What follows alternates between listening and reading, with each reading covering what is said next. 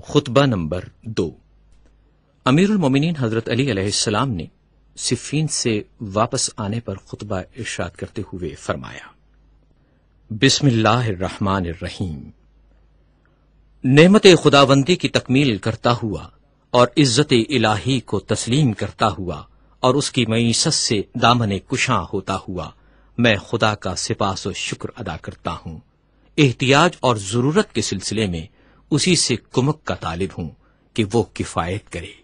جسے اس نے ہدایت دی وہ گمراہ نہیں ہو سکتا، جس سے اس نے دشمنی کی وہ نجات نہیں پاتا، جس کو وہ کافی ہوا پھر وہ منتشر اور پراگندہ نہیں ہو سکتا۔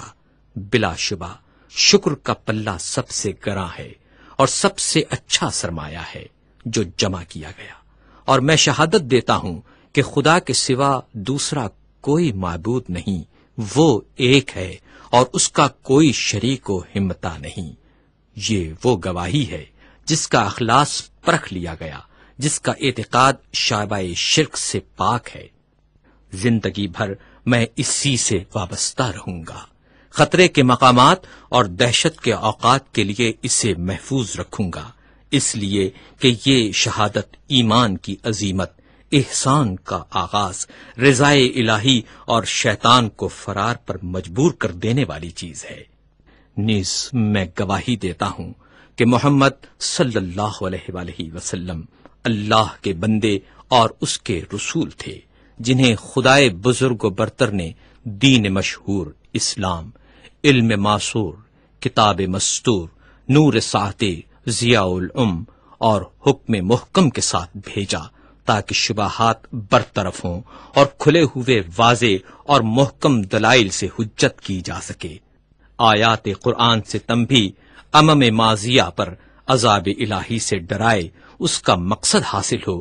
لوگ ایسے فتنوں میں مبتلا ہو گئے کہ دین کی رسی پارا پارا ہو گئی، ایمان و یقین کے ستون متزلزل ہو گئے، اصل دین اخلاقی مسئلہ بن گیا اور کار دین دھرم و بھرم ہو گئے۔ فتنوں سے بچ نکلنے کا راستہ تنگ اور راہ ہدایت پر آنے کی راہ تاریک ہو گئی، ہدایت گمنامی ہو گئی اور کوری و گمراہی عام ہو گئی، خدا کی نافرمانی کی گئی، شیطان کی مدد کی گئی، ایمان بے یار و مددگار رہ گیا، اس کے ستون گر گئے، آثار و نشانات بدل گئے، اس کے رستے خراب اور راہیں نابود ہو گئیں۔ لوگوں نے شیطان کی پیروی اختیار کر لی، اسی شیطانی راستے پر قدم فرسائی کرنے لگے، اسی کے سرچشمے پر ڈیرا ڈال دیا، پھر یہ لوگ اس کے پرچم لہراتے آگے بڑھے، شیطان کا پرچم ایسے دور فتن میں بلند ہوا کہ ان فتنوں نے لوگوں کو پامال کر دیا اور اپنے گھروں سے رون دیا، اور پھر اپنے پنجوں کے بل کھڑا ہو گیا تو وہ لوگ ششتر و حیران کھڑے ہیں۔ یہ نادان لوگ وہاں فتنے میں گرفتار تھے جو دنیا کی بہترین جگہ ہے، مکہ۔ البتہ اس کے ہمسائے اہل مکہ بدترین ہیں، جن کا خواب بے خوابی اور جن کا سرما چشم گریا ہے۔